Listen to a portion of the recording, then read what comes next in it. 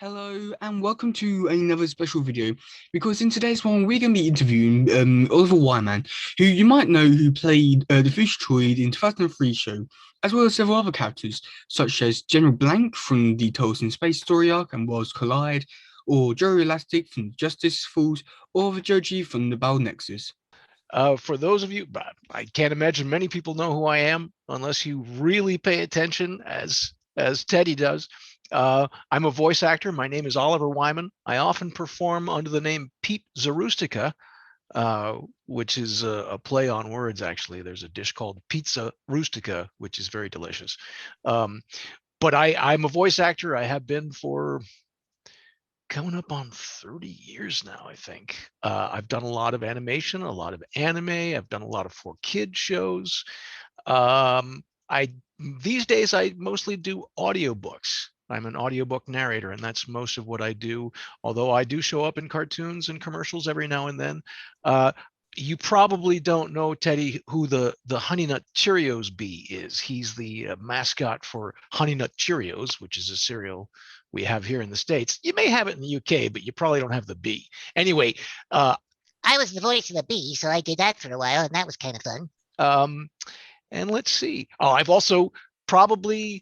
I'm probably best known for being the voice of Aster Phoenix on Yu-Gi-Oh! GX, and one of my my personal favorite roles that I've played would be the Fugitoid, and of course Professor Honeycutt on Teenage Mutant Ninja Turtles. And as a matter of fact, I watched one of the Turtles in Space episodes with my son the other day because he hadn't seen them before, so I wanted to show that to him.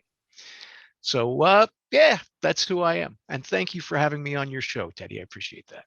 Well, I'll say thank you for coming here. So the first question is, did you watch the previous version of the Turtles? Maybe I was not a big fan. It really seemed like more of a kid show.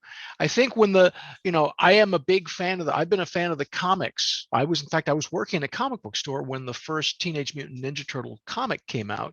And as I told my son yesterday, at that time, it became so popular that they had all of these imitators. There was even a comic book called Adolescent Radioactive Black Belt Hamsters. But the thing that really, I mean, like I said, when the first show came out, they had a cereal. It was marketed for kids. The toys took off. I still have my Fugitoid in the box. Someday I'll put that on eBay and sell it for $10. But I'm a big fan, like I said, and the fact that I was picked when they cast the show that I worked on at 4Kids, Peter Laird, who is one of the creators, as you know, his first character was the Fugitoid. And so he has a great love for the Fugitoid, and he made sure that when they cast the person who played the Fugitoid on that show, that he got to pick the voice, and he picked me. And the fact that Peter Laird picked me, and I'm a big comic book fan. Do you know of a store called Forbidden Planet, Teddy? Oh yeah, been there 2 times. There's one in New York City, and I used to run the toy department there, and I worked in the book department and the comic department. In fact, I'll have to put them up on my YouTube channel. I have interviews that I did in 30 years ago in 1989.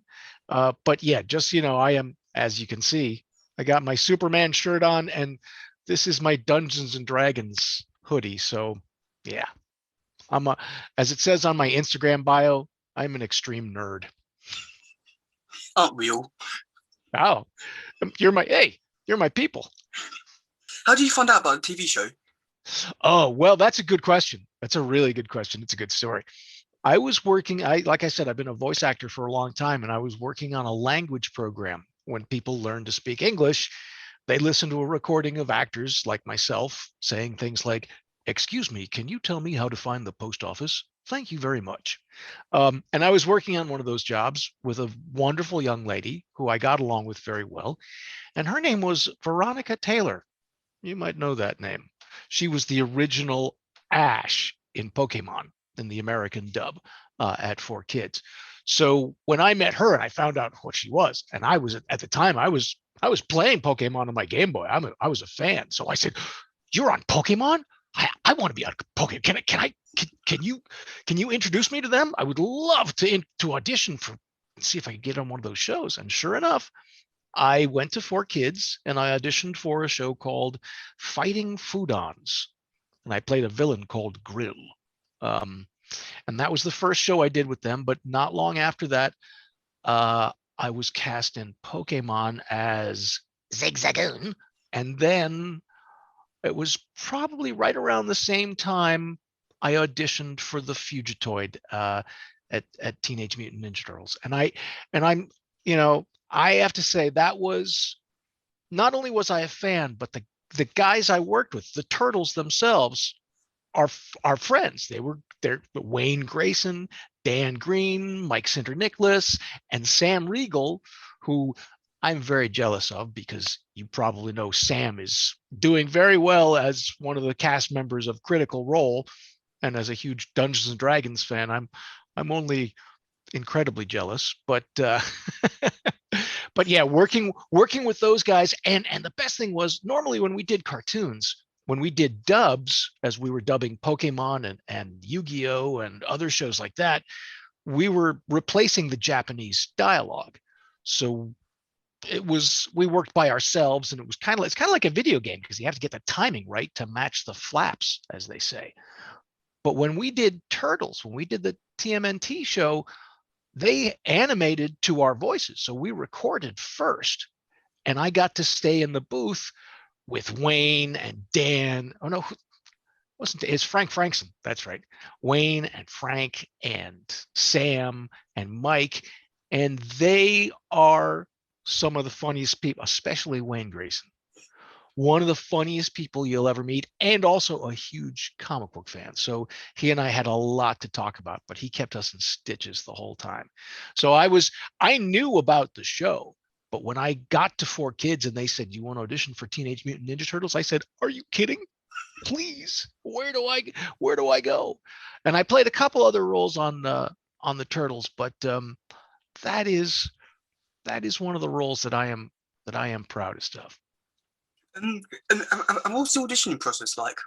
Well, it's pretty straight up and down, really. They give you a script, and they'll give you a little bit of direction, and they'll have you read a few lines, and then they'll say, "Okay, try it again, this time with a younger voice, or this time with a little more, a little less serious."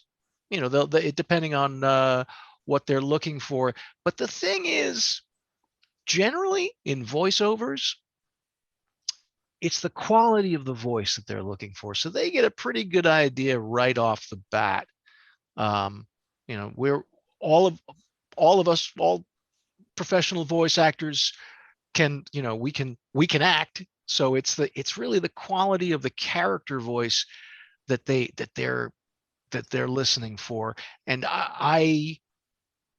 I have been very, very lucky that's people, like I said, I was the Honey Nut Cheerios bee, which was for me, that was a really big deal, because he's a really visible character. Even people who don't watch cartoons see him. But the fact that they picked my voice because they thought that was cool, that's a voice I sit and do with my kids all the time. So that made me very, very happy. But the thing is, you don't know necessarily what they're looking for, and a lot of times the casting directors don't know what they're looking for until they hear it. So a lot of times it's just luck of the draw, but it's pretty straight up and down. With some parts, for Turtles and Yu-Gi-Oh, like I said, we just come in and read a few lines, and they'll give us some direction, have us read it a few times. But when I auditioned for the Honey Nut Cheerios bee, that took a while. They had me record in my studio at home, and then they had me come in to record to match the animatics that they had already recorded, that they'd already filmed. And that, because they put a lot of effort into choosing the right voice for a big mascot like the Honey Nut Cheerios bee, that takes a while. But with the cartoons, they know pretty quickly. And did you audition for any other role? In Teenage Mutant Ninja Turtles? Yes. Yes, I auditioned. Well, that was unfortunately I came into the show. They had already cast all the turtles. Otherwise, there was a possibility I could have been one of them. That would have been great. And I did audition for. I don't mean to sound like a braggart, but I think I got the parts that I auditioned for, and they were the Fugitoid, Mr. Go. General Blank and DOG. That's right, General Blank and DOG. but there was a Mr. Touch and Mr. Go. I remember I did that with Mark Thompson. I think Mark Thompson was Mr. Touch and I was Mr. Go. Mark Thompson, by the way, who is a friend and one of their, I get to work with some. I'm good at what I do, but I get to work with some really incredible people. Mark Thompson is one of the most talented people I've ever met in my entire life. And Sean Schemmel, another guy these are friends, and I can't say enough about how impressed I am with their work. So yeah, I've gotten to work with some really amazing people. Can you still do the voices? Sure. Which voice? I have a few quotes here. So for Fugitoid, could you say like "Oh dear"? Oh dear. Well, I'm afraid. The thing about the Fugitoid, I was telling my son this the other day. When I auditioned for him, they said, I said, what kind of voice are you looking for? And they said, basically C-3PO. And I said, "Oh, C-3PO. Well, that's fine. I can do C-3PO. That's one of my. That's who I am, really. I'm a protocol droid." And I started doing that voice, and I think they were like, okay, this is the guy. And but Peter Laird picked me, as I said, and during one of the episodes, I don't know if you're a Star Wars fan. I am a big Star Wars fan, but when we did one of the shows, there was a line where the Fugitoid had to call these people and say, "I'm over here." So I just went, "Over here," and I just said it just like the way 3PO said it in the original Star Wars. And I think most of the people in the booth, they didn't catch it. But Wayne Grayson, I looked at him and he gave me that smile like, yeah, that's it. C-3PO. So yes, I will always be able to do the Fugitoid, or Professor Honeycutt, whatever you prefer to call me. Oh, perfect. Oh, thank you. I mean, in terms of you doing voices, can you still do any other ones? Which ones? I've got two quotes from other characters. From General Blank. General Blank, as I recall, he was a mean guy. He was one of these guys, real gravelly. Yeah, that's right. I forgot that I was because at one point I had to yell at myself. General Blank wanted the Fugitoid, and he was yelling at him on the camera. And the Fugitoid, "Oh dear, well please don't hurt me. It's not my fault. I'm just a robot." But yeah, I can definitely do that voice. He's kind of close to Glalie. That's one of the Pokemon I did. The other one is the Joji. Can you still do that one? I think he was a very soft-spoken character, something like this. I'm not entirely sure. He was the judge of the combat. I need to watch those again. But as I recall, he was a very staid character. You'll notice, and I should tell you, my wife is actually from the UK, and I am a bit of an Anglophile, if you know what that means. So I have a great love of English culture and English literature and art. And I love playing British characters. That's my favorite thing to do. Whenever I record a book, if I'm recording a fantasy novel, because in my mind, fantasy novels like Lord of the Rings, everybody speaks with a British accent. So you have to have British characters. And did you watch the TV show at the time? Back then, I recorded it. Are you kidding? I watched it. I woke up every Saturday morning to watch that. Every show that I was on, I watched, and I probably have on VCR cassette somewhere. Not that that'll be any, years from now, I'll have stacks of them and go, I don't know what to do with them. But yeah, oh yeah. I still every night, like I said, we looked up the Turtle show on YouTube, and sure enough, someone had uploaded an episode, so we watched that. But I'm a big fan. You see this logo here? Yeah. That's Amazing Man. If you look at my my Instagram page, you'll see pictures of Amazing Man. He's a guy that I know that he's a superhero around here.